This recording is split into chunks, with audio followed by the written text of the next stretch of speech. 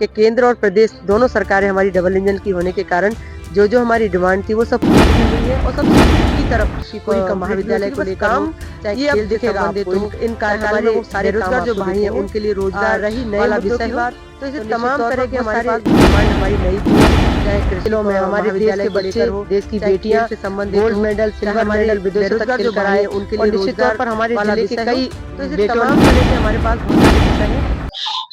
नमस्कार। आज मेरे साथ भिंड दतिया लोकसभा सांसद और वर्तमान सांसद प्रत्याशी संध्या राय मौजूद है।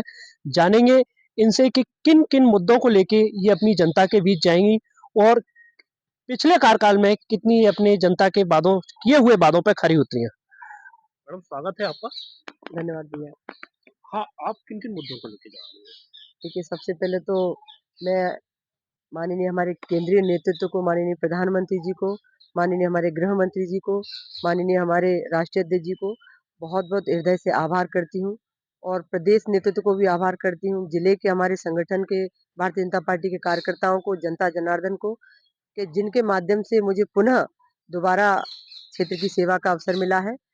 देखिए मुद्दे तो पहले भी बहुत थे और बहुत सारे विषयों को लेकर लोकसभा में काम भी हुआ है, चाहे रेलवे की बात करें, चाहे रोडों की बात करें, चाहे हम बाईपास की बात करें और चाहे मेडिकल की कॉलेज हो, चाहे सैनिक स्कूल हो और तमाम तरह के हमारे ये जो विषय थे, जब मैं चुनकर यहाँ आई थी, तो ये सारे विषय मेरे लिए थे कि ये होने चाहिए और लगभग मैं समझती हूँ भाग्यशाली कहूँगी कि केंद्र और प्रदेश दोनों सरकारें हमारी डबल इंजन की होने के कारण जो हमारी डिमांड थी वो सब पूरी भी हुई है और सब स्वीकृत की तरफ पूरी कंप्लीट भी हो चुकी है। बस काम ये अब दिखेगा आपको इन कार्यकाल में वो सारे काम आपको दिखेंगे।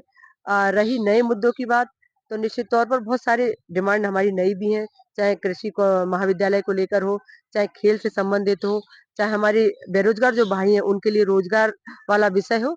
तो ऐसे तमाम तरह के हमारे पास बहुत सारे विषय हैं जिनको लेकर हम लोकसभा में भी जिले के दोनों दतिया और भिंड के लिए हम आने वाले समय में कुछ ऐसी योजनाएं लाने का प्रयास करेंगे कि मेरे क्षेत्र का डेवलपमेंट हो। आपने कई बार पत्र लिखे थे, फिर भी अभी तक ओवरब्रिज चालू नहीं हो पाया। ओवरब्रिज चालू ना होने का कारण? रेलवे अटेरी ब्रिज की बात कर रहे हैं। देखिए ओवरब्रिज चालू तो तब होगा जब काम तो कंप्लीट काम तो हो, अभी काम ही कहाँ हुआ, चालू तो क्यों नहीं हो पा रहा काम से? नहीं देखिए ऐसा कुछ नहीं, काम क्यों नहीं हो पा रहा, बहुत सारी टेक्निकल प्रॉब्लम रहती है, रेलवे विभाग की भी है, मध्य प्रदेश सरकार की भी है। तो काम पैसा स्वीकृत हो गया, टेंडर भी लग गए, जिस कंपनी को टेंडर मिला है वो काम चालू करेगी निश्चित तौर पर और कुछ मुझे लग रहा है चालू होना चाहिए, काम में देरी नहीं रहेगी अब। भिंड के युवाओं के लिए बेरोजगार कितना बड़ा एक मुद्दा है, उस दिशा में आप क्या कार्य करेंगे? देखिए वैसे तो माननीय प्रधानमंत्री जी के नेतृत्व में, हमारे माननीय मुख्यमंत्री जी के नेतृत्व में लगातार अगर रोजगारी की बात करें तो बहुत सारे विषय को लेकर हमारी केंद्र की सरकार काम कर रही है। चाहे हमारे बेरोजगार भाई हैं जो पढ़े लिखे हैं, उनको औद्योगिक क्षेत्र में आगे बढ़ावे के लिए लगातार अ, उनको नए-नए प्रोत्साहन देकर जैसे हम एमएसएमई के माध्यम से उनको उद्योग धंधे डालने के लिए प्रेषित कर रहे हैं माननीय प्रधानमंत्री जी। मुद्रा लोन के माध्यम से हमारी मातृ शक्ति हो, चाहे हमारी युवा शक्ति हो, उनको ऋण देकर उनको छोटे-छोटे उद्योग डालने कर उनको व्यापार की तरफ अग्रसर करते हुए लगातार हमारी दोनों सरकारें उनको बढ़ाने का काम कर रही हैं और हर एक महीने शासन के माध्यम से, दोनों सरकारों के माध्यम से हर जिले में रोजगार मेले उपलब्ध कराए जाते हैं जिससे कि वहाँ हमारे बेरोजगार भाई-बहनें आते हैं और जो उनकी योग्यता अनुसार है, उसके लिए उनको तैयार भी किया जाता है स्किल डेवलपमेंट कर और उनको उसी के हिसाब से उन्हें आगे के लिए काम भी दिया जाता है। तो मुझे लग रहा है धीरे-धीरे हमारा सिर्फ एक नौकरी ही महत्वपूर्ण नहीं हो, हमें औद्योगिक धंधे छोटे-छोटे लघु उद्योग की तरफ हमारे युवाओं को माननीय प्रधानमंत्री जी ने अग्रसर किया है। तो मैं समझती हूँ ये मुद्दा भी हमारे लिए कहीं न कहीं अभी थोड़ा ठीक हुआ है। स्पोर्ट्स को लेके आपके लिए क्या कुछ विजन है क्या? स्पोर्ट्स को लेकर जैसा कि आप देखते हैं पूरे देश में ही इन 5 सालों में हमने देखा कई खेलों में हमारे देश के बच्चे, देश की बेटियां गोल्ड मेडल, सिल्वर मेडल विदेशों तक खेल कर आए और निश्चित तौर पर हमारे जिले के कई बेटों ने और बेटियों ने भी नाम रोशन किया है, चाहे पढ़ाई के क्षेत्र में हो, चाहे खेल के क्षेत्र में हो। तो हमारा भिंड जिला है जो एक तरह से कहना चाहिए कि बहुत अच्छा जिला है, कृषि प्रधान जिला है और यहाँ से इस जिले से हमारे क्षेत्र के सेनाओं में, फौजों में यानी ऐसी कठिन परिस्थितियों में भी वहाँ लोग जाते हैं और काम करते हैं।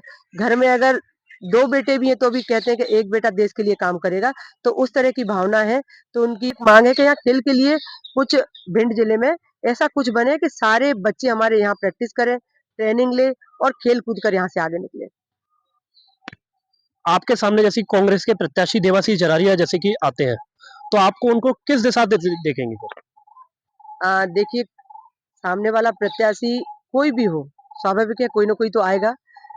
तो जिस तरह 2019 में आप सबने देखा, मेरे लिए मुझे लग रहा है मैंने कभी सोचा ही नहीं कि सामने प्रत्याशी कौन है।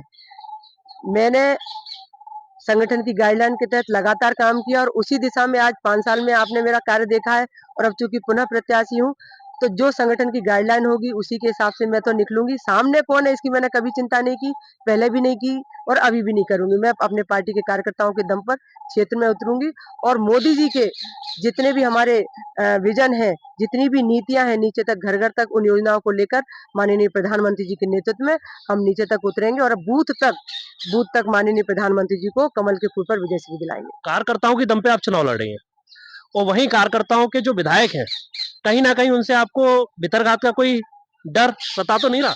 नहीं, ऐसा कोई मुद्दा ही नहीं है। ये तो आप बता रहे हैं, भारतीय जनता पार्टी में ऐसा होता ही नहीं है। अगर कहीं जैसा कि कुछ जैसे टिकट मांगने वाले बहुत रहते हैं, लेकिन जिसको नहीं मिला है वो भी सब काम में लगे, कहीं कोई ऐसा विषय ही नहीं है। धन्यवाद। तो ये थी सांसद संध्या राय जी, भिंड से पंजाब केसरी के साथ देवेश चतुर्वेदी। हमसे जुड़े रहने के लिए हमारे YouTube चैनल को सब्सक्राइब करें और नई वीडियो की नोटिफिकेशन के लिए बेल आइकॉन को दबाएं। अगर आप ये वीडियो Facebook पर देख रहे हैं तो लाइक जरूर करें और ज्यादा से ज्यादा शेयर करें। धन्यवाद।